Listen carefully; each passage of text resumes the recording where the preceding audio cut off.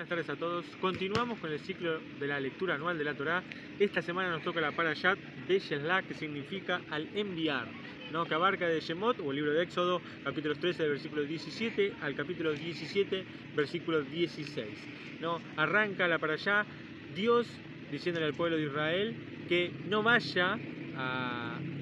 a llevar a la tierra prometida todavía, para que éste, no viendo la guerra, quizás se arrepiente y quiera volver a Egipto. Entonces Moisés, como Moshe, antes de salir de Egipto, toma los huesos de Yosef, que estaban en Egipto, que estaban guardados, ¿no? Y recordando lo que José había dicho tiempos y años atrás, que por favor Dios los iba a recordar y que por favor sacaran sus huesos de aquí. Entonces Moisés se ocupa de llevar los huesos de Yosef a la tierra prometida, o llevarlo en camino, ¿no? Y no dejar en Egipto sus huesos, porque así lo había pedido José mismo, ¿no?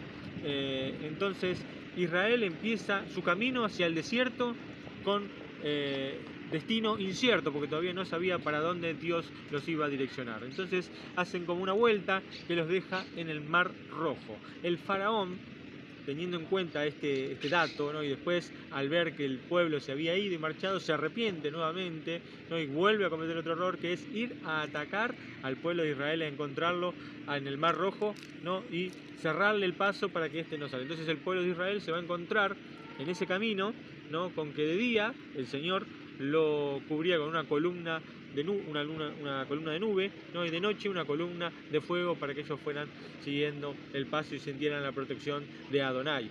Es por eso que el faraón los va a alcanzar, los va a atrapar, va a querer atraparlos, pero el fuego iba a impedir que el paso del faraón llegara al pueblo de Israel. Aún así, viendo todas esas maravillas, el faraón iba a seguir siendo obstinado con el ejército, ¿no? E iba el ejército a atacar cuando la columna de fuego se retira, iba a ir a atacar al pueblo de Dios. Cuando el pueblo de Dios ve que viene Faraón y que lo van a atacar, y ve el mar de un lado, o sea, no tenían escapatoria, estaban encerrados, el mar de un lado y el ejército del Faraón del otro, le dicen a Moisés: ¿para qué nos sacaste de Egipto? ¿Para morir aquí en el desierto? ¿No había tumbas en Egipto? Entonces Moisés les responde que el Señor iba a pelear por ellos y que ellos deberían estar quietos y callados. Esto nos enseña también que muchas veces creemos que con nuestra fuerza, con nuestro poder, podemos derrotar al enemigo, y sin embargo, ¿no? A veces hay que estar callados y quietos y esperar la salvación del Señor. Es por esto, y como leemos en la palabra, que sobre toda la noche sopla un viento fuerte, ¿no? Del este, ¿no? Así que estuvo ese viento toda la noche soplando, ¿no? Y ahí se abre y se hace el gran milagro, que es abrirse y dividirse las aguas. Entonces, a veces mirando películas, novelas, pensamos que todo fue en cuestión de segundos, que Dios hizo el milagro grande en un segundo y ya está. No, acá en el texto bíblico, que toda la noche estuvo soplando un viento y toda la noche se fue abriendo el mar. Cuando el faraón ve que Israel está pasando por la tierra en seco, decide atacar al pueblo de Israel, y es ahí cuando, después de pasar todo el pueblo de Israel, envía a Dios cierra el agua, el pasaje que había, ¿no? en el Mar Rojo, ¿no? Y entierra, por así decirlo, en el agua, ahoga al ejército del faraón, ¿no? Y ahí vemos la gran milagro y la gran hazaña de Dios. Después Moisés y Miriam iban a hacer un cántico a Dios, agradeciendo por sus maravillas y la alegría que tenía el pueblo en ese momento. Imagínense, ¿no? Estar en esa situación, después de estar en la esclavitud, de todas las plagas que habían pasado, ver ese terrible y ese gran milagro y esa gran mano de Dios acompañando al pueblo de Israel, que después dice que veían a los del ejército del faraón en las orillas del río, ¿no? Es por eso que después el pueblo de Israel iba a seguir camino, pero a los 3 días de estar en el desierto, ¿no? Llega la segunda queja del pueblo de Dios, ¿no? Es porque llegaron a un lugar donde había para tomar agua, pero resulta que el agua era amarga. Por eso después van a cambiar el nombre, le van a poner Mara, que significa aguas amargas. Entonces Moisés obviamente reclama a Dios, y Dios le responde que ahora iba a haber el milagro, ¿no? Agarrando un árbol, poniéndole el agua, y el agua se hace dulce y la pudieron tomar. Pero ahí ya les hace una advertencia y les dice que si ellos están en las leyes y en los mandamientos de Dios, Dios iba a curarlos o iba a estar con ellos siempre. Pero que ya empieza a imponer el Señor sus mandamientos y sus leyes para el pueblo de Israel, ¿no? Y a partir de ahí los empieza a probar, ¿no? Y el pueblo de Israel se empieza también quizás un poco a quejar. También es entendible, ¿no? Que el pueblo de Israel se quejara, porque hay que estar en el desierto, hay que estar 3 días sin comer, sin agua, ¿no? Pero de todas maneras, con todas las maravillas que habían pasado, creo que quizás tenían que haber sido un poquito más firmes o más fuertes en la fe. Pero también todo era parte del plan de Dios. Para el día 15 del segundo mes, del calendario bíblico obviamente, ¿no? Llega la tercera queja y es donde es a través de pedir comida.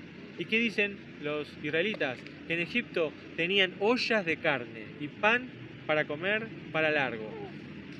Una gran mentira, porque en Egipto eran esclavos. Probablemente los esclavos, no creo haber conocido en la historia, gente esclavizada que comiera ollas de carne, ¿no? A veces hay personas también en el mundo, ¿no? Que salen de un lugar y están mejor, pero ahora se viven quejando de otras cosas que estaban anteriormente, que necesitaban antes. ¿Cómo? Antes yo tenía esto, pero si saliste de esta situación, si saliste de ese problema, ¿para qué mirar para atrás? ¿Para qué volver al pasado? Si ya saliste de Egipto. Pero el pueblo de Israel reclamó y Dios entonces les dijo, ahora van a comer al atardecer carne y al amanecer pan, ¿no? Y ahí les envía codornices para que ellos coman carne y al amanecer les envía un pan especial, no cualquier pan, sino maná, el pan del cielo o el man, como es la traducción en hebreo, ¿no? Dios envía pan del cielo para que ellos comen y comieron durante 40 años, toda la estadía en el desierto, ¿no? Todavía no iban a saber ellos que iban a estar 40 años en el desierto, la idea era que pasaran poco tiempo y que fueran a conquistar la tierra, pero después vamos a ver el por qué Israel pasa 40 años en el desierto. Entonces, durante esos 40 años ni se envejeció la ropa, ni dejaron de comer maná. Además Dios pidió a Moisés que por favor guardara un pedazo de maná en el arca que después iba a formar, el arca de la alianza, ¿no? Que era lo que estaba para el pueblo de Israel, ¿no? Pero siguiendo con el texto bíblico llegamos a una cuarta queja de parte del pueblo de Israel y otra vez con respecto al agua, ¿no? Entonces ya en este punto Moisés dice, Señor, ¿qué van a hacer la próxima? ¿Me van a apedrear si seguimos así? Porque ya era tanto el reclamo del pueblo de Israel. Imagínense una multitud rodeando a Moisés y pidiéndole, no, estamos todos muertos de sed. ¿Y ahora qué hacemos? ¿No? Entonces otra vez con un milagro hay agua dulce para el pueblo de Israel, ¿no? Pero, si bien Dios en el principio evita que el pueblo vaya a la guerra, ¿no? Ahora se va a encontrar con que se levanta el enemigo contra Israel y ataca. Así como pasa en la actualidad, que el enemigo ataca al pueblo de Dios por sorpresa, se va a levantar el pueblo de Amalek, y eso es lo que vamos a leer en Éxodo 17, versículo 8, lo podemos encontrar en la Torá. Dice, y vino Amalek y combatió con Israel en Refidim. Y dijo Moshe a Josué, o Yehoshua, que es en hebreo, escoge varones para nosotros y sal y combate contra Amalek. Mañana yo estaré parado sobre la cima de la colina y la vara de Dios en mis manos. E hizo Josué como le dijo Moisés, para combatir contra Amalek. Y Moisés, Aarón y Hur subieron a la cima de la colina. Y fue cuando alzaba Moshe su mano, dominaba Israel. Y cuando abandonaba su mano, dominaba Amalek. Y las manos de Moisés estaban cansadas, y tomaron una piedra y pusieron debajo de él, y se sentó sobre ella. Y Aarón y Hur sostuvieron sus manos, uno de aquí y el otro de allá. Y hubo en sus manos firmeza hasta ponerse el sol. Y debilitó Josué a Amalek y a su pueblo al filo de espada. Y dijo el Señor a Moisés, escribe esto para recordación en el libro y pon en oídos de Josué que borraré la memoria de Amalek de debajo de los cielos. Y construyó Moisés un altar y llamó su nombre el Señor mi bandera. Y dijo, porque la mano juró sobre el trono de Dios, guerra del Señor contra Amalek de generación en generación. Acá vemos el primer combate que tiene el pueblo de Israel. Antes de empezar a querer ir a la tierra prometida, ya lo atacan de sorpresa, ¿no?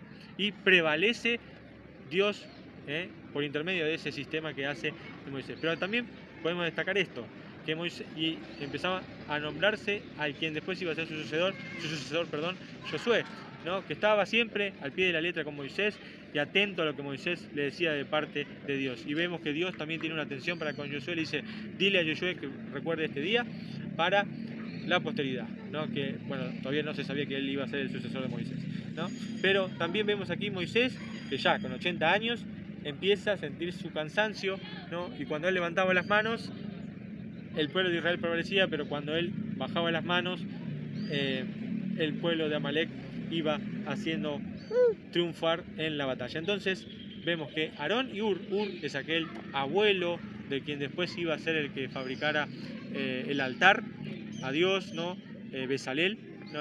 que Dios iba a llamar para hacer toda la obra del tabernáculo, ¿no? Y que lo iba a dotar de toda arte. Bezalel y Oliab, bueno, es el abuelo de ese muchacho, ¿no? Y vemos que Aarón y Hur ayudan a Moisés y ayudan al pueblo de Israel. Eso también es importante, tener ayuda de parte de quienes son nuestros familiares, porque Aarón era su hermano, pero Hur no lo era, pero estaba ahí, dándole la fuerza a Moisés. Y también vemos que Moisés construyó un altar a Dios y le puso por nombre el Señor mi bandera, que es el Señor o Yahweh Nisi, es lo que significa el Señor es mi bandera, ¿no? Aquí vemos la mano poderosa de Dios, cómo liberó al pueblo de Israel en muchas ocasiones, ¿no? Y vamos a ver cómo va a ir el pueblo de Israel en el desierto y cómo va hasta llegar pronto a la entrega de la Torah o de los 10 mandamientos, como es mundialmente conocido. Esperemos encontrarnos en el próximo Shabbat y que Adonai los bendiga enormemente. Suscríbanse, compártanlo y también pueden preguntar aquellas cosas que no estén tan claras en su vida. Que Adonai los bendiga grandemente.